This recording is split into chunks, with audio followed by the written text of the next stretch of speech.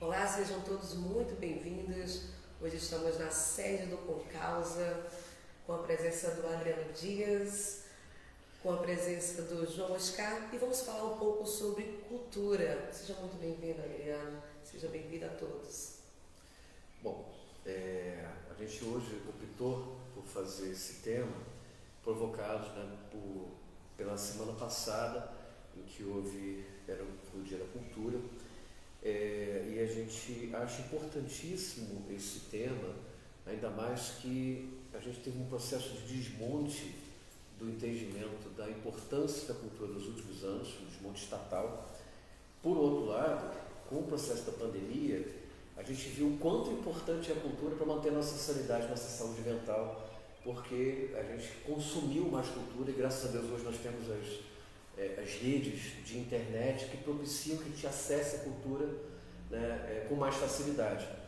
E aí, né, a gente teve a oportunidade de participar de uma experiência muito legal, que foi o programa Cultura Viva, que foi implantado pelo governo federal no começo da década de 2000. Para quem está em casa, fala um pouco sobre o que é a Cultura Viva. Bom, na época, né, o Gilberto Gil era o ministro da Cultura, você tinha uma turma muito boa lá, até alguns depois viraram amigos, que era o Juca, né, que depois virou ministro, o Célio Turino, que era secretário nacional, e depois tinha como diretor o TT Catalão, que é até um cara de Nova Iguaçu, que saiu daqui na época da ditadura, saiu aqui meio chotado, como ele falou, né? Ele era poeta, pelo fato de ser poeta e tal, ele foi preso, era jovem e tal, só que ele foi se exilar em Brasília, né? Eu falei, todo mundo foi se exilar fora do país, você foi se exilar no olho do ciclone. Isso no começo na década de 70.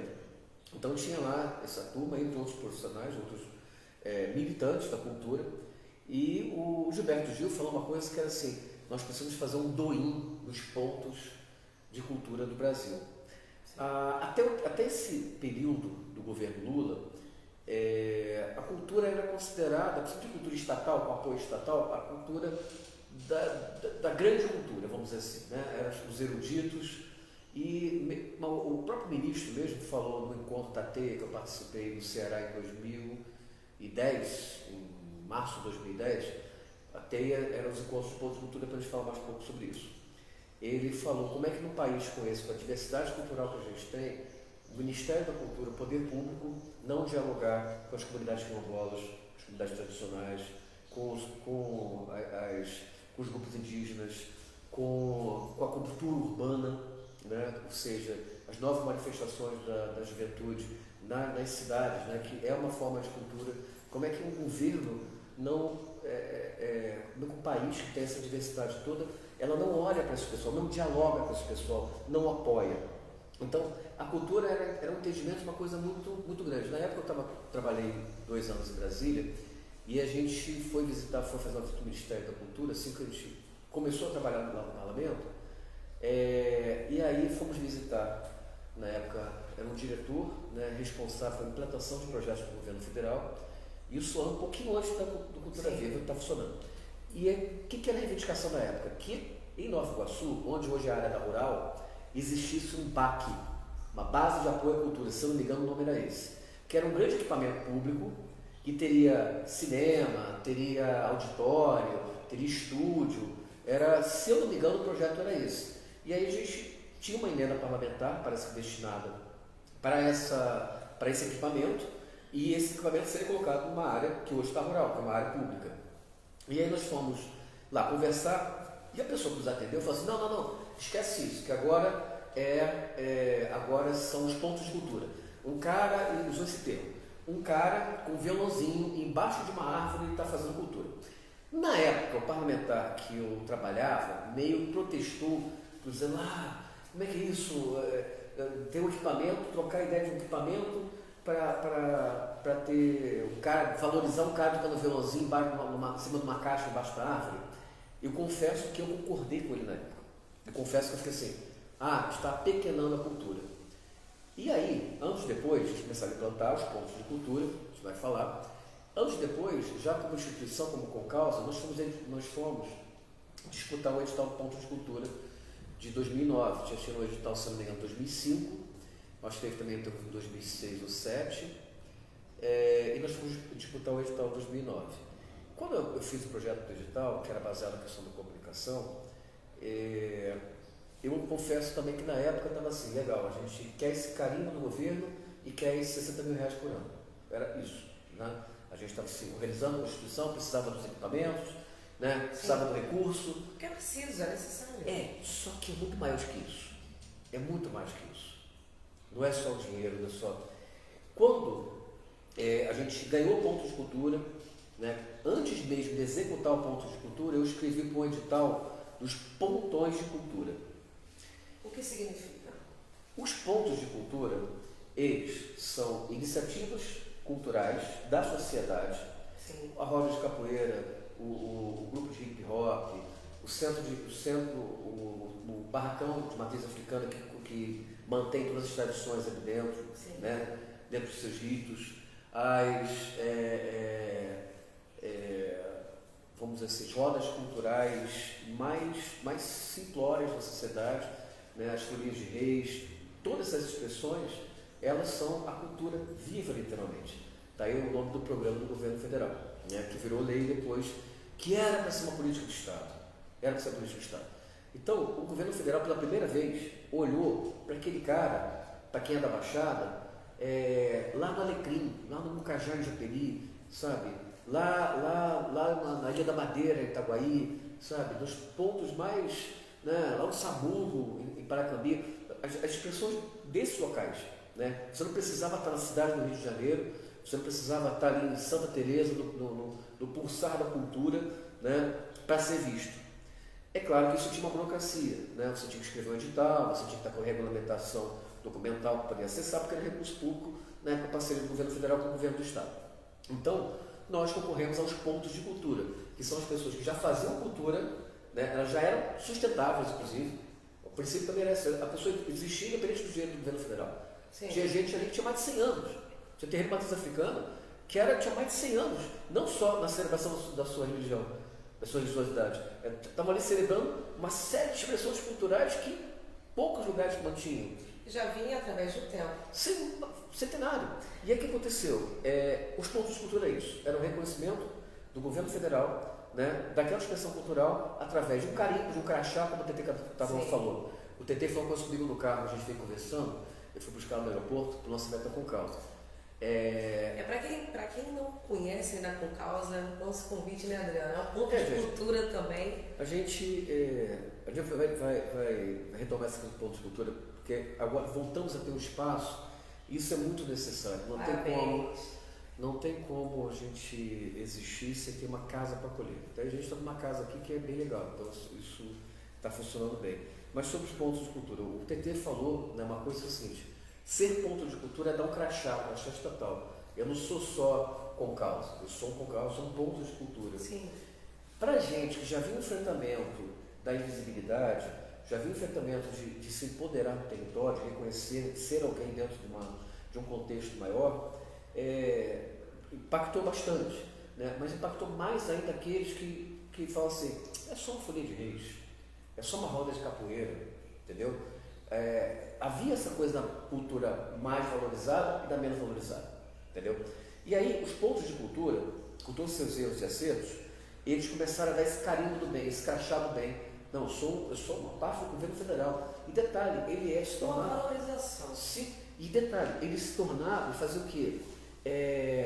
A gente depois utilizou muito isso. Quando você tinha o símbolo do governo federal ali, você tinha uma política pública, você valorizava o local também.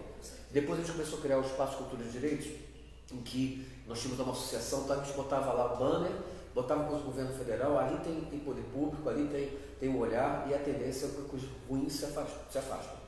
Bom, aí os pontos de cultura é isso, eram as pessoas da sociedade, eram as pessoas culturais da sociedade que passavam, através de uma seleção digital, a serem reconhecidos como pontos de cultura, com esse carinho, com esse crachá, e recebiam um recurso, né? Que o recurso para estruturação, né? Para equipamento, esse tipo de coisa. Os pontões de cultura, o que era a ideia dos pontões? Eles começaram a usar inicialmente muitas universidades para terem pontões. O ponto de cultura tratava com a sociedade direto. Era essa forma que funcionava. Os pontos de cultura, né, como voltando a falar, a capoeira ela atende a comunidade, né, a Folia de Reis está ali fazendo a sua atividade dentro do bairro. Sim. Os pontões, eles cuidavam dos pontos de cultura. A função dos pontões era assessorar os pontos de cultura, né, em várias questões diferentes. E nós ganhamos um pontão em 2009 para 2010, que era o Somos Baixada Fluminense, para ligar os Pontão Baixada Fluminense, para ligar os pontos e desatar os nós, era o nome do projeto, era um projeto de R$1.050.000, e só que houve um problema orçamentário que eles não pagaram, nem a gente, nem um monte de outros pontos de cultura do Brasil afora, pontões do Brasil afora. E o que é esse nosso pontão? Esse nosso pontão era para fazer o que a gente tem que fazer hoje, era criar uma base de comunicação para promover, para jogar luz, buscar jogar luz em todas as iniciativas que tem, principalmente na Baixada Fluminense. Para quem está chegando agora, estamos em um debate falando sobre... Adriano, e a economia da cultura viva? Do que se trata aqui no Brasil? Como é que funciona também? Exatamente isso, né? Esse processo de falando de implantação dos pontos de cultura, né?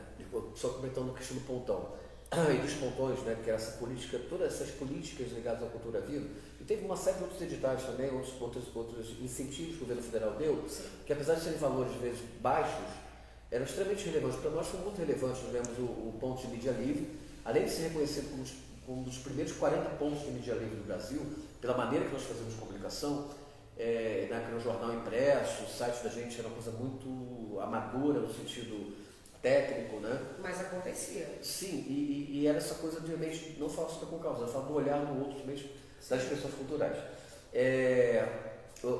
Isso, né, já move dá todo um arcabouço financeiro, movimenta uma economia muito relevante.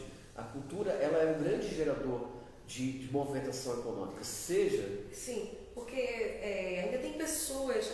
mas o que a cultura transforma na economia para o Brasil? É importante que a gente esclareça isso para quem ainda não entende como a cultura pode favorecer os dias atuais.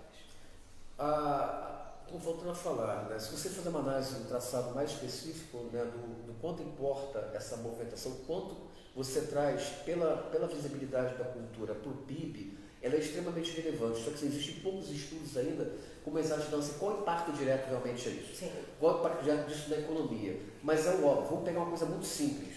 Não estou nem falando de um grande festival que move alguns milhões de reais.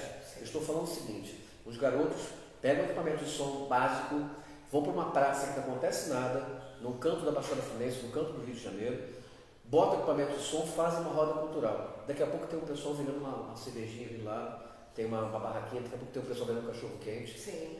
É simples assim, move de alguma forma. É legal levar um festival em que você tem milhares de pessoas, tem a questão dos eventos, né, essas coisas pontuais, e tem também essa questão da economia constante. Pessoas que têm empregabilidade viabilizada por esses grupos culturais que vão fazendo às vezes sem mínimo recurso, tirando do bolso. Né?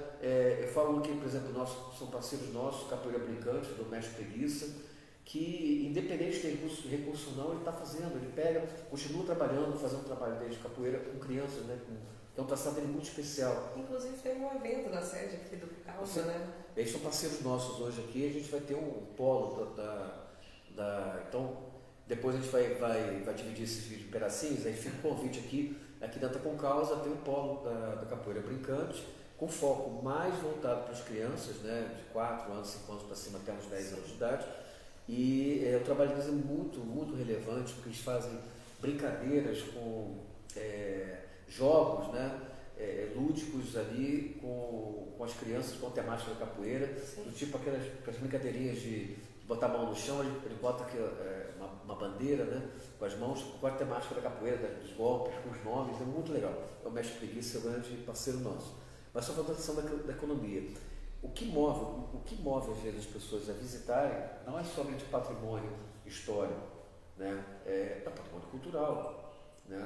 O Brasil, o Rio de Janeiro especificamente, uma das coisas que mais gera recursos aqui é o carnaval, correto? Então o turismo também ele é muito catapultado pelas expressões culturais.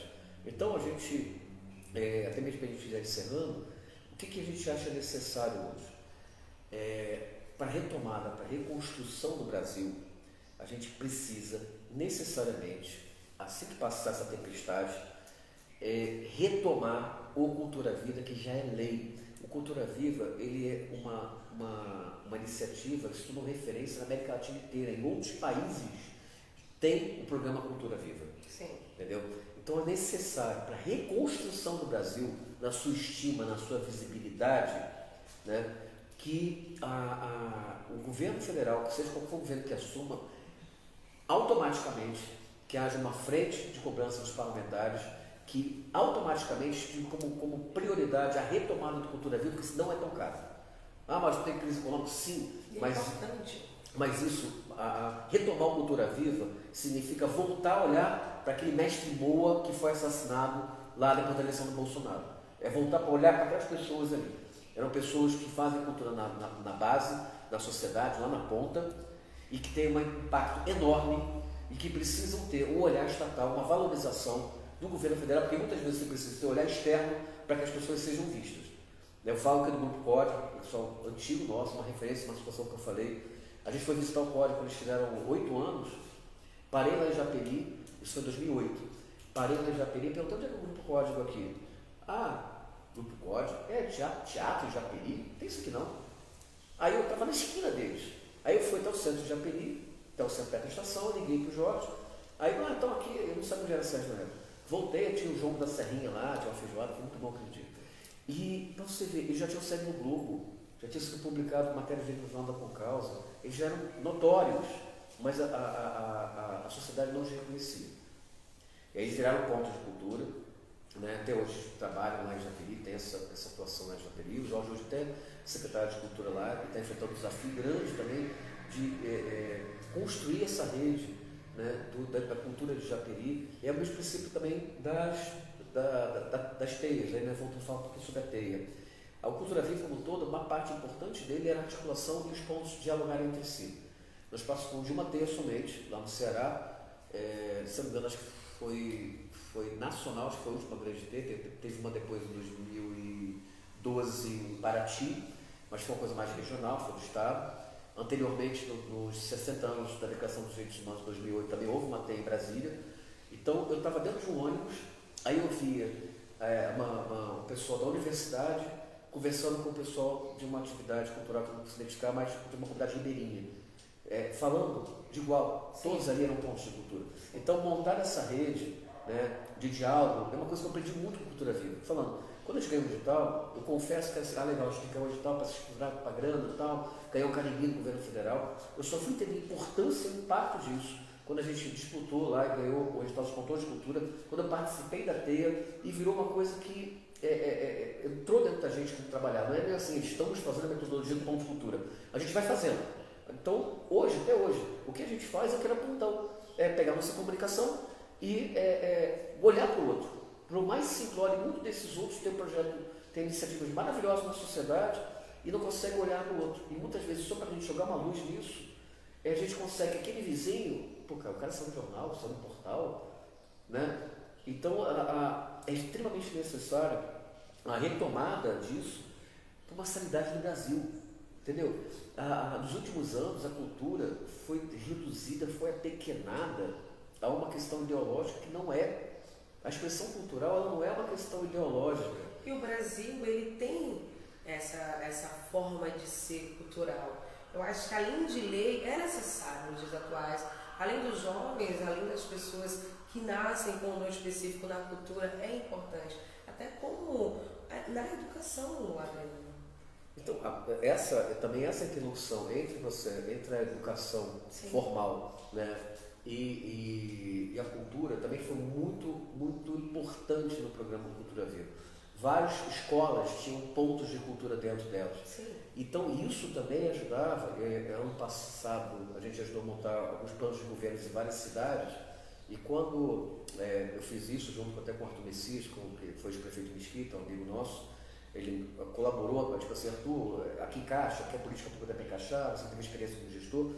A gente montou um programa, né, de redução de violência, a gente não colocou isso como ponta de frente, mas que colocava as escolas como esse ponto de luz. Então não bastava ser só a educação formal, precisava também da educação não formal, Sim. são as expressões culturais, educacionais, às vezes até populares, com vários formatos diferentes de educação não formal, princípios do Beto Freire, dessas pessoas todas, né?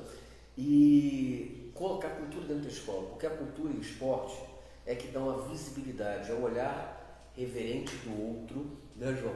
Acho que ele tem aquele dia falando, é uma coisa que eu falo sempre, né? A cultura que propicia mesmo que você olhe para o outro com admiração, né? E você ser visto com admiração pelo que você faz. Os mais jovens, então, isso tem uma importância enorme. Às vezes é a primeira vez que nem a família olha para eles. Sim.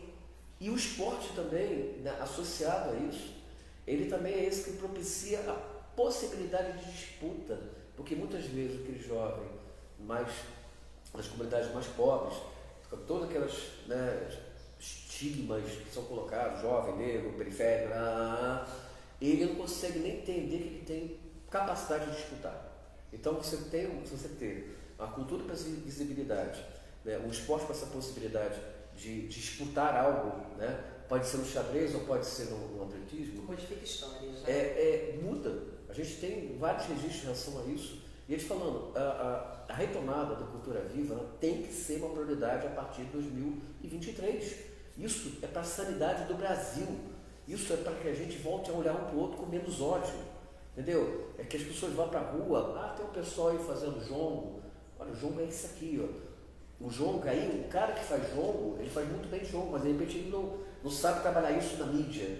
Aí a função de instituições como a Concausa, entre outros, como foi o caso do Pontão da Eco aqui do FRJ, de jogar essa luz nesse pessoal, e olha, esse pessoal é valoroso, é conteúdo, é a expressão da nossa gente, é o nosso igual fazendo cultura. Então vamos valorizar isso, porque se ele estiver fazendo jogo naquela ponta ali, a roda de capoeira, se ele estiver fazendo ali a folia de reis, a possibilidade de você ter uma violência naquele território diminui. O mal ele passa direto. Eu falo sempre, eu falo centenas de vezes isso, acho que até milhares.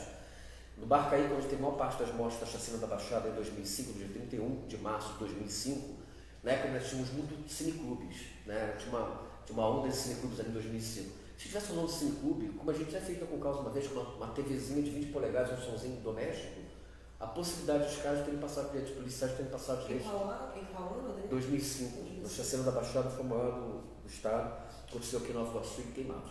Então, se você tem uma expressão positiva ali, né, não é somente um bar, né, a possibilidade de eles terem passado direto seria maior.